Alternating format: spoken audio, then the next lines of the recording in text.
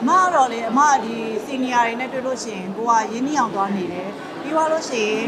သူတို့တွေစီကတကယ်လဲပညာလိုချင်တာကိုကသင်တန်းတက်ခဲ့ရတဲ့သူမဟုတ်ဘူးဒီလိုပဲအရှိရဒီစီနီယာတွေကိုကြည့်ပြီးတော့ကိုကတရုပ်ဆောင်နေရတာဒီလိုရိုက်ရင်းနဲ့ပဲအတွေ့အကြုံကနေပြီးတော့ကိုကပညာယူခဲ့ရတဲ့သူဖြစ်တဲ့အတွက်ကြောင့်ဘသူစီရပဲဖြစ်ဖြစ်အဲ့လိုမျိုးသင်ပေးတယ်ဆိုရင်ရမ်းအချိန်နဲ့တည်းပြောတယ်အရင်တော့ဆိုမမိုးတို့မသာ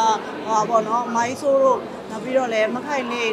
မမျိုးတနာထုံးလဲဆိုရင်အေးကအဲ့လိုအိမ်ကြီးချင်းဆိုတော့သူတို့တွေစီကအဲ့လိုမျိုးပညာလေးတွေရရင်ပြောနေတာသူတို့တခုခုအဲ့လိုကိုယ်လေးသင်ပေးလိုက်ထောက်ပြပေးလိုက်လို့ရှိရင်ကိုကအဲ့လိုပြောတာမမျိုးတို့စီဆိုလဲကိုကဟိုပါဘောနော်အမကဒီကဒါလေးဆိုရင်ဒီလိုလုပ်လိုက်တာဘာဖြစ်လို့လုပ်လိုက်တာလဲအဲ့လိုမျိုးပေါ့အများတန်းသူတို့မေးတာပေါ့လေသူတို့ကအဲ့လိုပြန်ပြောပြလို့ရှိရင်ကိုမသိတာတွေအများကြီးသူတို့ကိုမမြင်ရတဲ့ရှင်းတော့တွေအများကြီးကိုသူတို့ပြောပြပေးတယ်နော်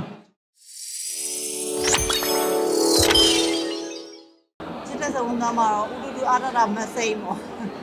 အကိုကြီးကတော့ပြောပါတယ်အပြင်ကာရီတာနဲ့တိတ်မကွာလို့တဲ့ဒီနေရာပဲလိုက်ဖတ်တယ်တဲ့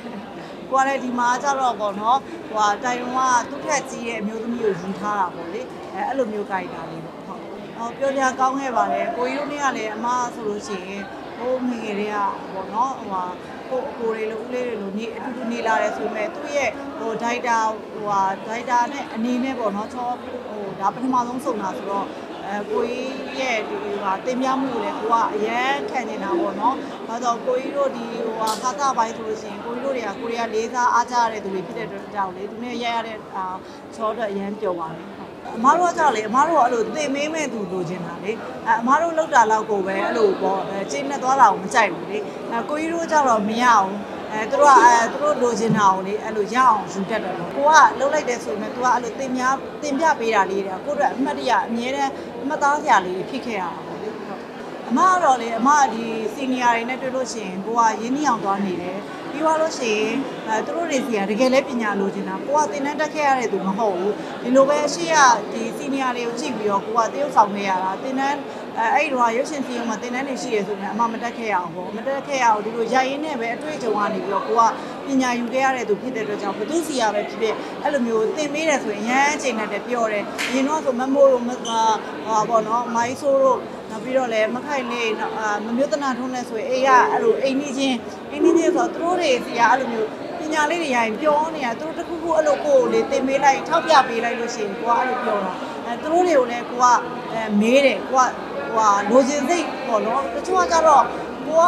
ပေါ့နော်ဟိုအမှန်တော့ကြောက်တာတစ်ခါကြလို့ရှိရင်တချို့လူငယ်တွေကအမနားလေတယ်သူတို့ကကြောက်